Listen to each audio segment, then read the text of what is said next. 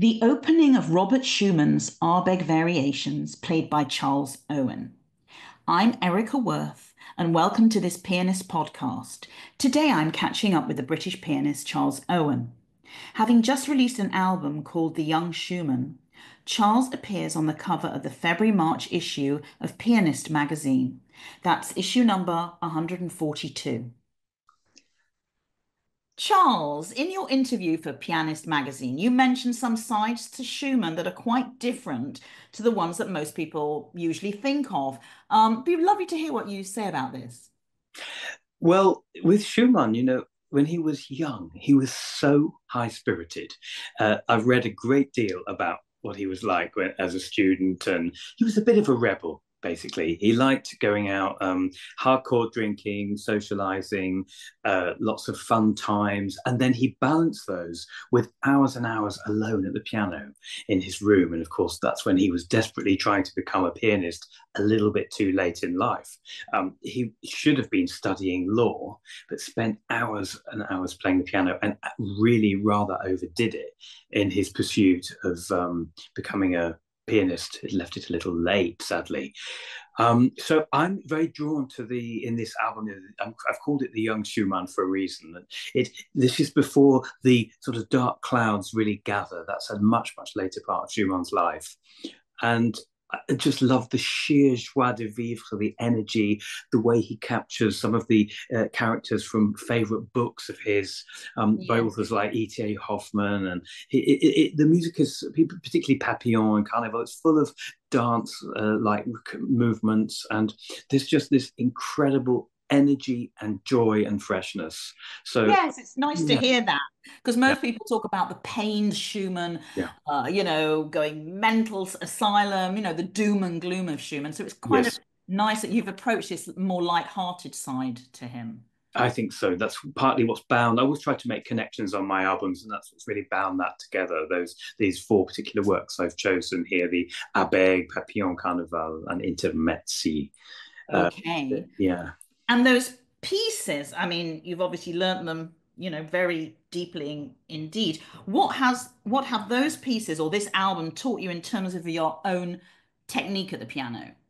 Well, actually, I think Schumann requires a very specific hand position.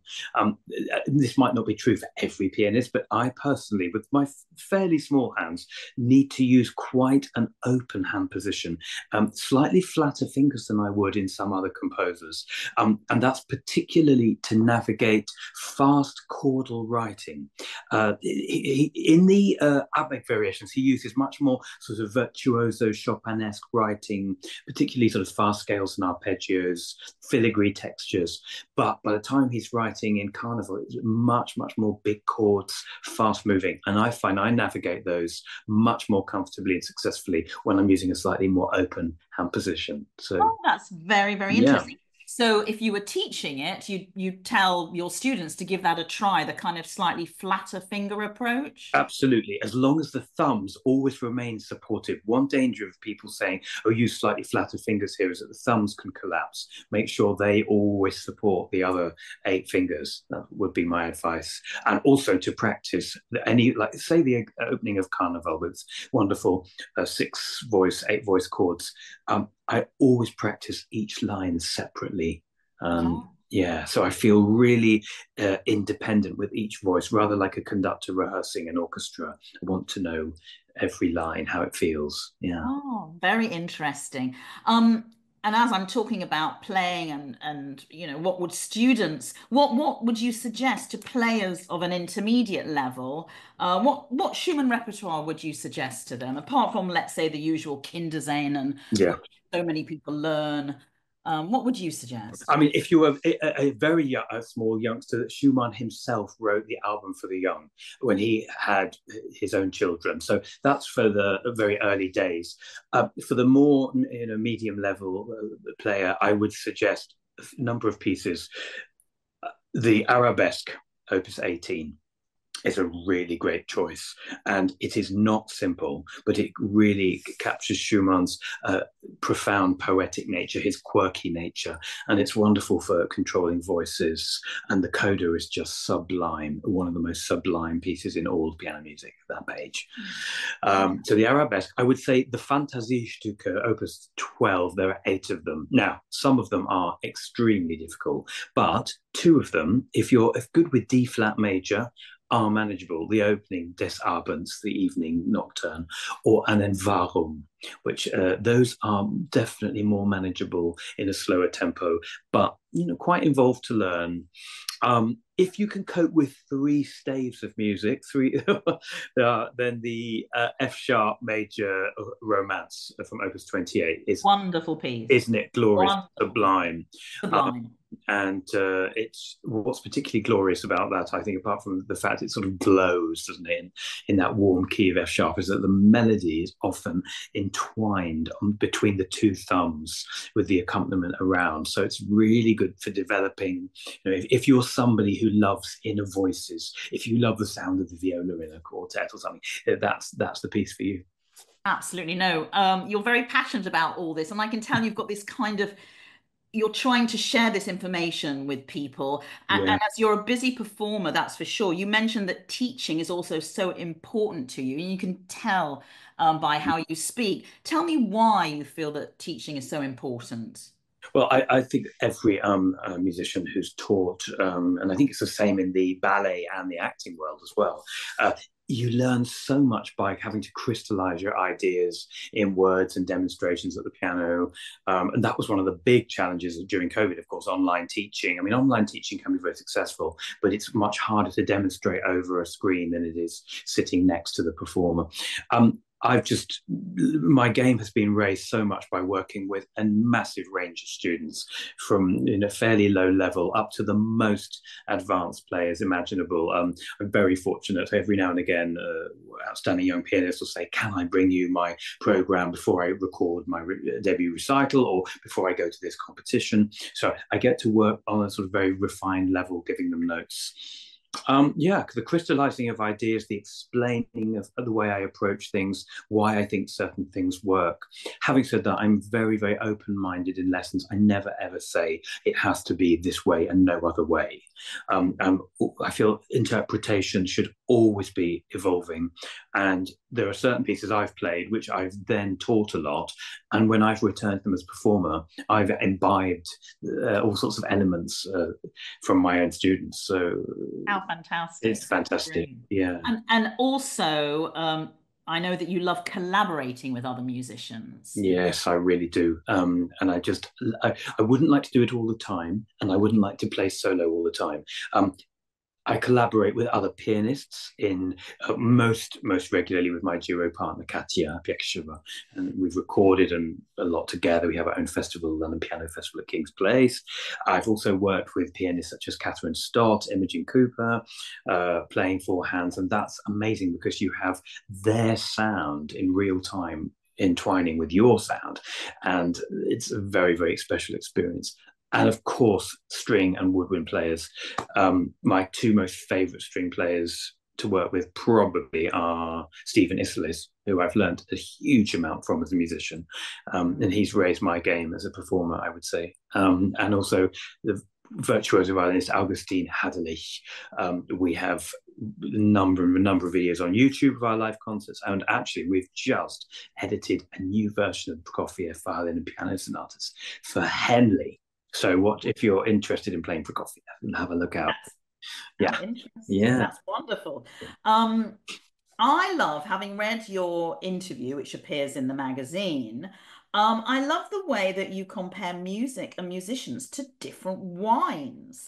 That made me smile. And so I'd love you to explain that a little bit further so that others can understand that. What did I mean by that? So, I mean, but if we stick with just pianists, first of all, the variety of our incredibly rich repertoire.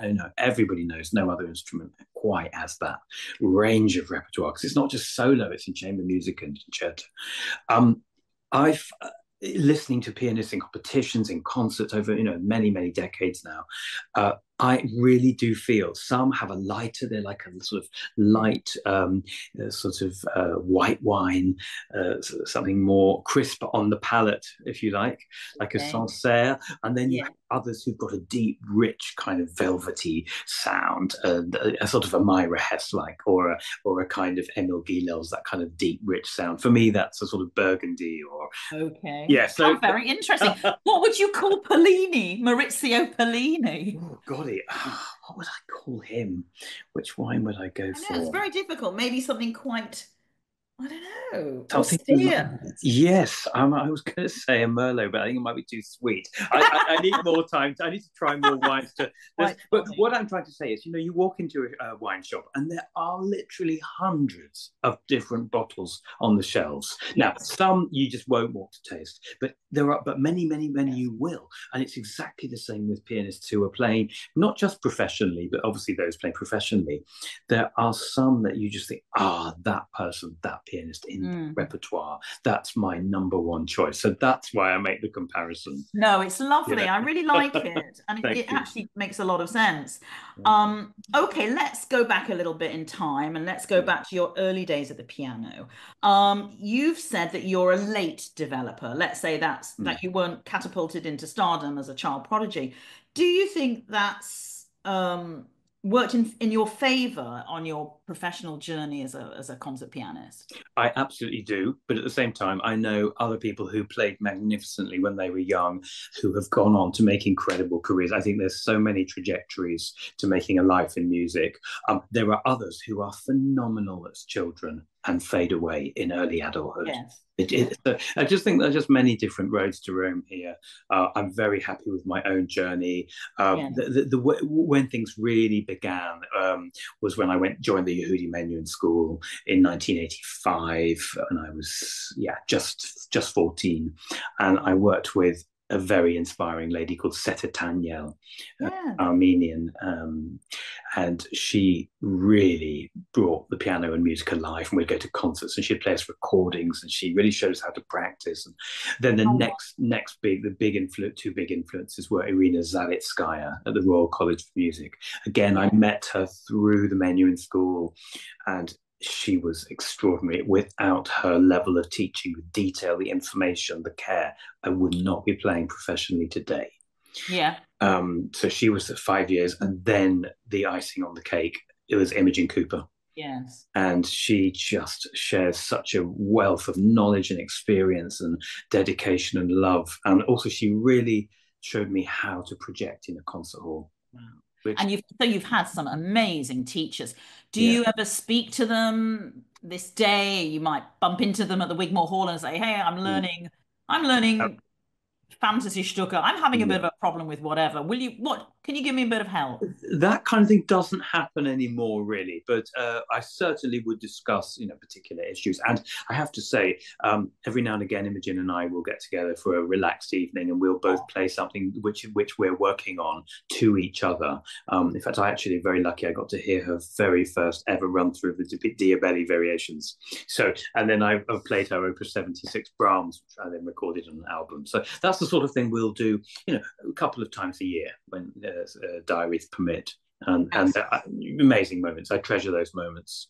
I that's really do. wonderful. Yeah. That's wonderful.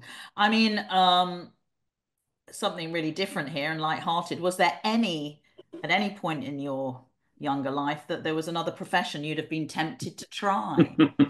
Well, my main other passion, I mean, I adore the visual arts, and I adore literature and cinema, but I think it would be landscape gardening. Oh, When I was, goodness. yeah, when I was in my, I used to garden at home and created my own garden, and eventually annexed more of my parents' reasonably substantial garden in Hampshire.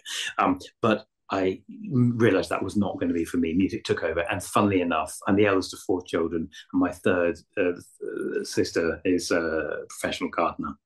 And she's Are you a little jealous of that? tiny bit. I love going to visit her and seeing her creations, and how she combines plants. That is very musical, with the way colors are combined, the way Yes. size plants play in a garden in perspective. There are definite parallels. Languages was also my other passion. So if I hadn't gone into music, I think I would have liked to have taken one of the three languages I speak to a much higher level. Um, Oh, three languages. Which are those? German, Russian, and French. Uh, Nice. French is the weakest. Russian's the best. Uh, Ooh. yes, exactly. Actually, I recently was introduced to Steve Rosenberg, the Moscow correspondent out in, and we spent a very lovely couple of hours together, and we actually spoke Russian for at least 25 minutes together. So that was, I still got it. Amazing. Where Yeah. did you study Russian? Where did you study Russian? When I was 16, I started learning it at the Menuhin School. I'd already done French and German for a few years, and I became really interested in, Russian pianism and music, the repertoire, and also it was the end of the Cold War. I'm that old, I'm afraid, and, and it was sort of fascinating. The country when I should see it in the 1970s and 80s on TV. I was intrigued, and of course, I've been and performed there many times in the past. Sadly, not at the moment possible, but who knows? No, no. Who knows what the future holds? One hopes for very much brighter days. Of course. Well, you're obviously such a busy performing artist, and you obviously have to practice an awful lot. Yes, What keeps you sane? Is there anything away from the piano where you can switch off and just be in a different zone? yes, there are a number of things.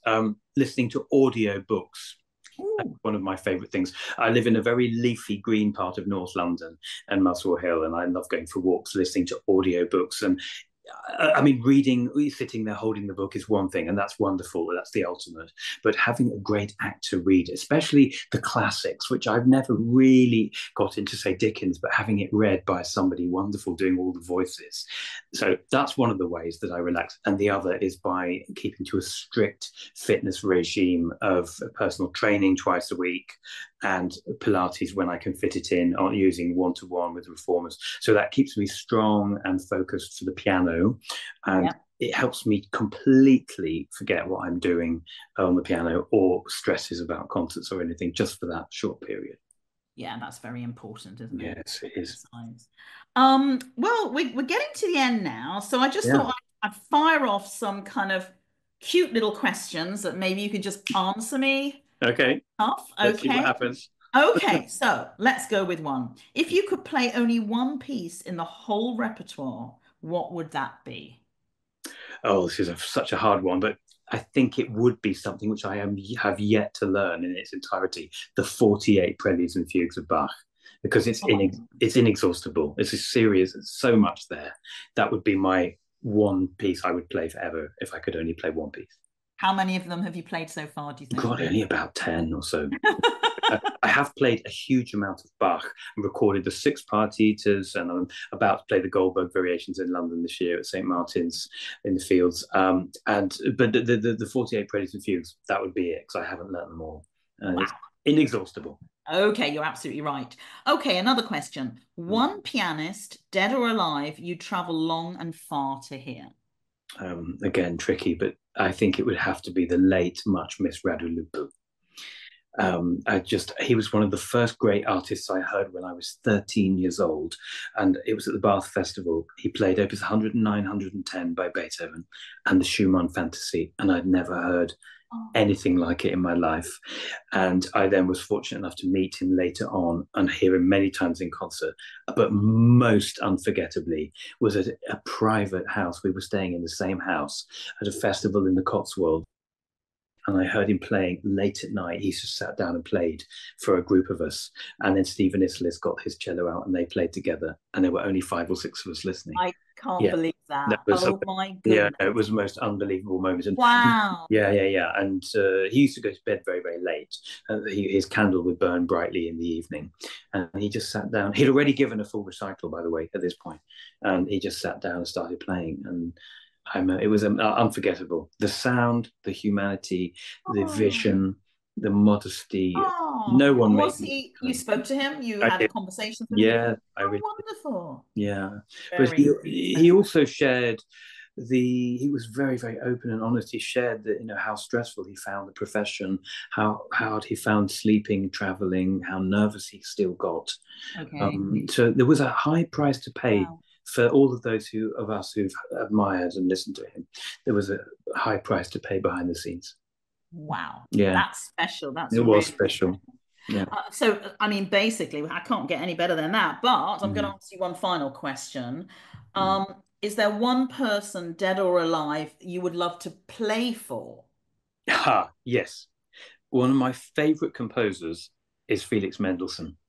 And I Wow. just love the spirit of his music. I love the invention and there's such generosity of spirit. His brilliance was unparalleled. He just Wow. it's just there's some every time I see a portrait of him and I read about him and his just generosity towards other musicians, I just think he would be the one I would love to play for and to So meet. interesting. Do Uh, you think maybe he's sometimes overlooked for, in yes, favor of the other big romantic composers? I think he often is overlooked. And funny enough, I was just adjudicating a romantic prize at the Royal Academy of Music a few months ago, and hardly anyone played Mendelssohn, which was a real shame. No. No, and there are some very great works like the Variations Sérieuses is out there, and of course Yeah. all those songs without words. Yeah. Easy to dismiss them as music for beginners. Not at all. There's a massive range, and many of them are very complex indeed. And I just think he was an extraordinary human Wow. being, like so many 19th century artists taken from us too early. Yes. Oh, that's very Yeah. interesting. I would have never thought you'd say Mendelssohn.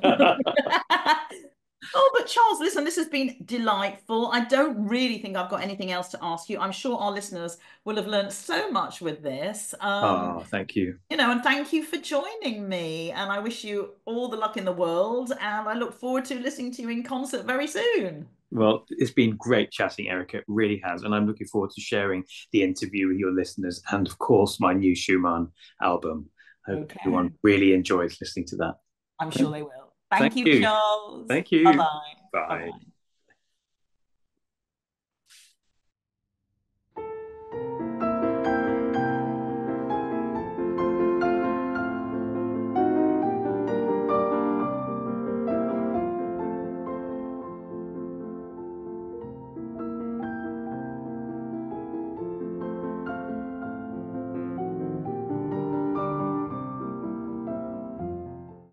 That was an excerpt from Robert Schumann's Arbeg Variations, and it was played by Charles Owen on his new album, The Young Schumann, from Avi Records.